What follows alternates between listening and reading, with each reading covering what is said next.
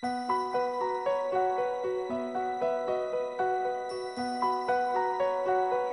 I haven't even had a chance to look at them all. Okay, so some will be for you and some will be for me if we can answer them according to what Swami would think.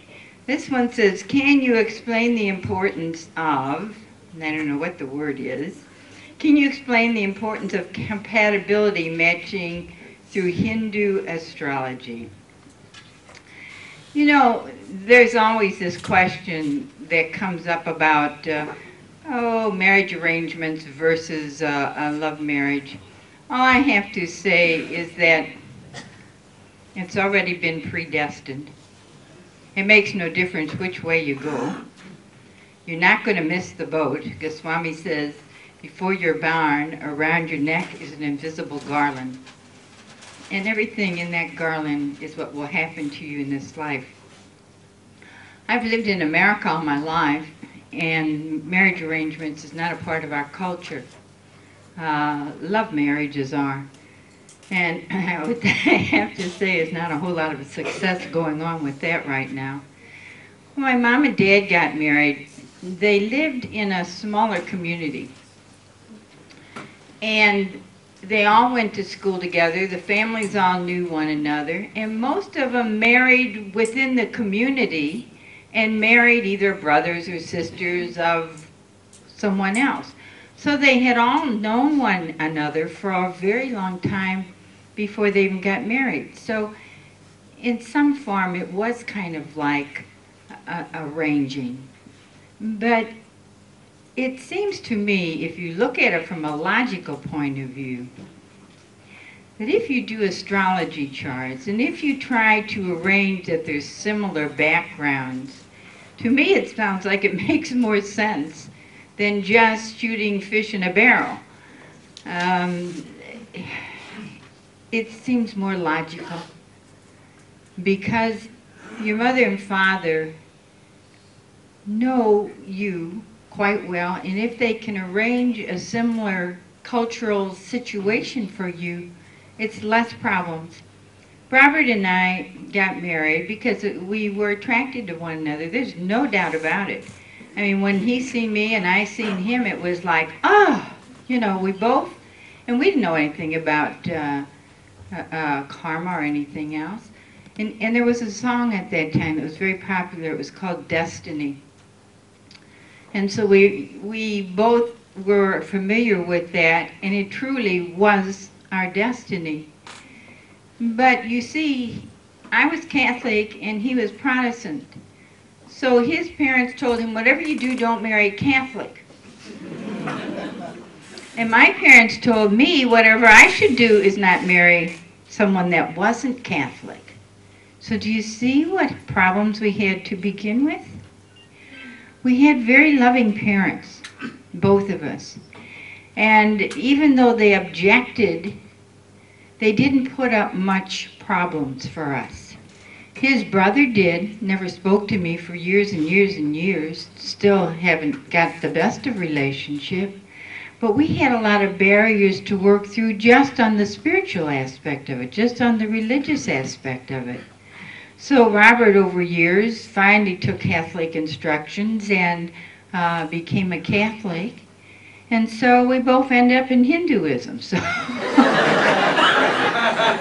sometimes we make up such an importance whether the religions are the same. It's the heart that's important. It's the heart. And I sometimes wonder, because there was this challenge. I remember I had an aunt, and she said, it doesn't make any difference how you start out. It's what you do in your life that's important. And so I remembered that always. And maybe we worked even harder because we knew it was what our parents didn't want. But it took a lot of commitment on both of our parts. But what we have, I wouldn't trade it for the world. This is a funny thing, but I get ready to tell Robert a story. And I can just mention a line, and we both start laughing our head off. If he was a new partner, it'd take a 30-minute explanation, and at my age, the memory's not so good. So there's so many advantages And if you have problems, wonderful. If you didn't have them, what would you work through? You know, it's important. I used to always say, we don't love each other when we get married. You don't really know what pure unconditional love is. Only Swami knows that, and he's teaching us. But what bonded Robert and I was the struggles. The problems that we have with our own relationships, the problems that we have with the kids, the difficulties that we went through. We shared these together, and what grew as a bond was I knew he would be there for me, and he knew I would be there for him. You see, it strengthened us. So in the beginning, you're sharing a lot of negativity, because who can give pure unconditional love? If we could, we wouldn't be here. We're learning how to give it. And if we communicate like you so beautifully displayed, Swami's taught Robert and I what this pure unconditional love is. And if it wasn't for him and his masterful teachings, he's helped us so much, but it took a lot of effort. Okay, first of all, what Swami says about astrology, he says it is truth. It's just the people who interpret it. And you have to be careful that way. Now, this question is basic. Can you please explain the parents were arranging their child's marriage? Well, look at it this way. If your parents arrange your marriage, you can always blame them. That's what some young adults said. And the young adults did a really wonderful role play in Chicago. Because there they have, a lot of Indians like yourself who have been in the West like Malaysia. And so they played the roles of marriage, arranged versus not being arranged. And what they finally showed was that we have to communicate and compromise, okay?